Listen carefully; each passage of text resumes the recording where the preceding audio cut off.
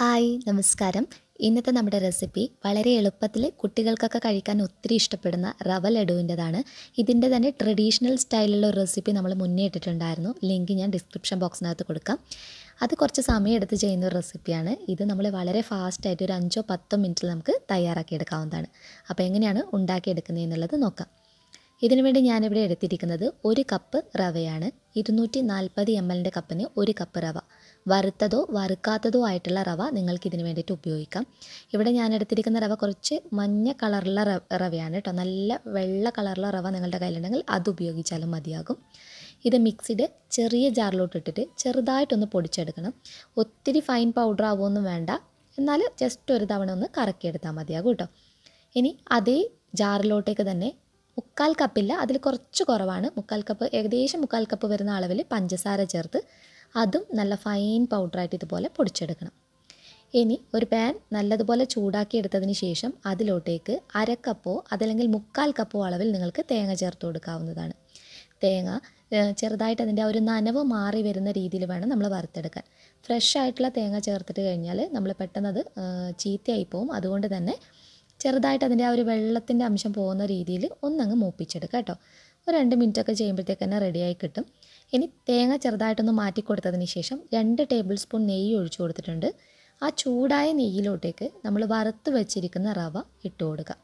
ഇനി റവയും അതുപോലെ തേങ്ങയും നെയ്യിലിട്ടിട്ട് നല്ലതുപോലെ ഒന്ന് ജസ്റ്റ് ഒന്ന് മിക്സ് ചെയ്തെടുക്കുക. അതിൻ്റെ ഒരു നെയ്യുടെ ഫ്ലേവറൊക്കെ വന്ന് റവ ഒന്ന് ചൂടായി വരുന്ന രീതിയിലൊന്ന് തയ്യാറാക്കി എടുത്താൽ മതിയാകും. അതിനുശേഷം നമ്മൾ പൊടിച്ചു വെച്ചിരിക്കുന്ന പഞ്ചസാര മുഴുവനായിട്ട് ഇട്ട് കൊടുക്കാം. അത് നമുക്ക് നമ്മുടെ ഈ റവയൊക്കെ ആയിട്ട് നല്ലതുപോലെ ഒന്ന് യോജിപ്പിച്ചെടുക്കണം. അടുത്തതായിട്ട് ഇതിലോട്ടേക്ക് 1/4 കപ്പ് പാലാണ് ഒഴിച്ചു കൊടുക്കുന്നത്. നല്ല തിളച്ച നല്ല ചൂടുള്ള പാൽ വേണം ഒഴിച്ചു കൊടുക്കാൻ വേണ്ടിയിട്ട്.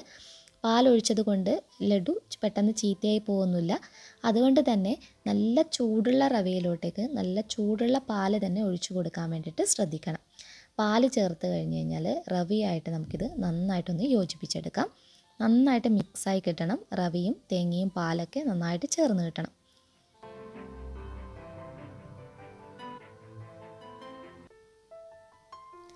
അടുത്തതായിട്ട് നമുക്ക് ഇതിലോട്ടേക്ക് ഇഷ്ടമുള്ള നട്ട്സും അതല്ലെങ്കിൽ ഡ്രൈ ഫ്രൂട്ട്സൊക്കെ ഇട്ട് കൊടുക്കാം. ഞാനിവിടെ നമ്മുടെ സാധാരണ ഉണക്ക മുന്തിരിയും കശുവണ്ടി പരിപ്പ് ഇട്ട് കൊടുക്കുന്നുണ്ട്. ഏലക്കയുടെ പൊടി പഞ്ചസാരയും ചേർത്ത് പൊടിച്ചിട്ടുള്ളത് 1 ടീസ്പൂൺ. മധുരം ഒന്ന് ബാലൻസ് ചെയ്യുന്നതിന് വേണ്ടി ഒരു 2 നുള്ള് ഉപ്പ് കൂടി ഇട്ട് കൊടുത്തു കഴിഞ്ഞാൽ എല്ലാം നന്നായി മിക്സ് ചെയ്ത് ഫ്ലെയിം ഓഫ് ചെയ്യാവുന്നതാണ്.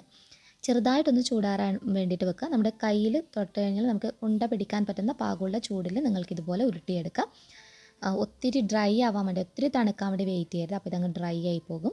അപ്പോൾ കയ്യിൽ ഒന്നുകിൽ നെയ്തടവും അല്ലാതെ തന്നെ നിങ്ങൾക്കിത് സിമ്പിളായിട്ട് ഇതുപോലെ ലഡു പോലെ തയ്യാറാക്കി എടുക്കാവുന്നതാണ്. നല്ല ഫാസ്റ്റായിട്ട് നമുക്ക് വൈകുന്നേരങ്ങളിലൊക്കെ ഉണ്ടാക്കിയെടുക്കാവുന്ന അടിപൊളി റെസിപ്പിയാണ്.